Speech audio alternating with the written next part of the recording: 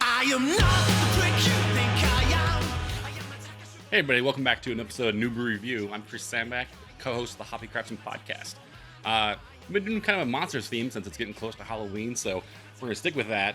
We're going to do Hop Monster from Dark Sky Brewing in Flagstaff, Arizona. I'm guessing it's made with fresh Amarillo hops since it says fresh hops on the side. Actually, it says from Crosby Farms in the back as well, so that's kind of cool. 6.5%. So nothing too crazy on the scale of, hazy IPAs. The thing with a lot of hazies is color versus flavor. So we'll open this up and we'll see what happens. A lot of times I think that, myself included, I kind of get hazy confused with juicy, right? So when we're talking hazy IPA, sometimes when the brewer makes it, I think they're just thinking of the color. They're not necessarily thinking of the flavor as well as being hazy. But hazy and juicy to me is always kind of synonymous with each other, right? So it's a little weird. Tiny tight bubbles on this on the head. That's pretty amazing.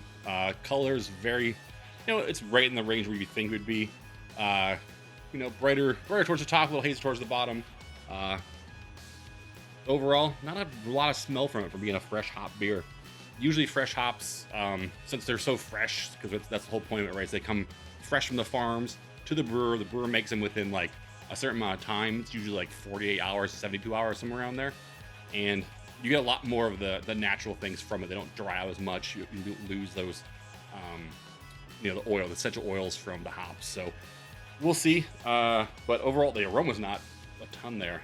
But Dark Sky makes some really good beers. I love Dark Sky, so looking forward to this.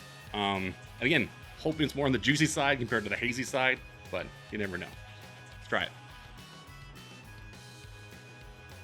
So the Hop Monster, it's funny. This is more kind of on the, I don't know if it's the Amarillo or what it is, but it actually tastes a little bit more kind of in the middle between a juicy, hazy IPA and kind of a West Coast IPA, to tell you the truth.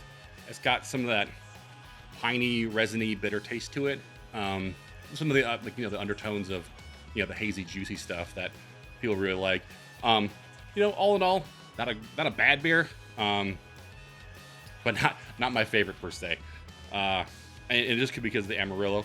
And, Amarillo is kind of one of those old school hops that people used a lot when craft beer would kind of start to get going in the early 2000s, mid 2000s. So yeah, maybe I'm just used to a lot of Galaxy, a lot of Citra these days. So maybe that's why it tastes a little bit more West Coasty. Awesome. Hop Monster, yeah, Dark Sky. Check that out.